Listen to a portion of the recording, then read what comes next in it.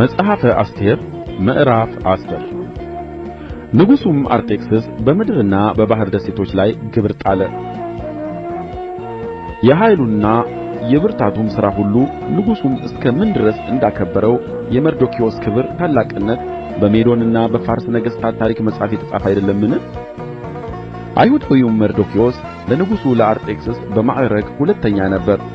በአይሁድም ዘንድ የከበረ በብዙ ወንድሞችም ዘንድ የተወደደ ለሕዝቡም መልካምን የፈለገ ለዘሩም ሁሉ በደኅና የተናገረ ነበረ።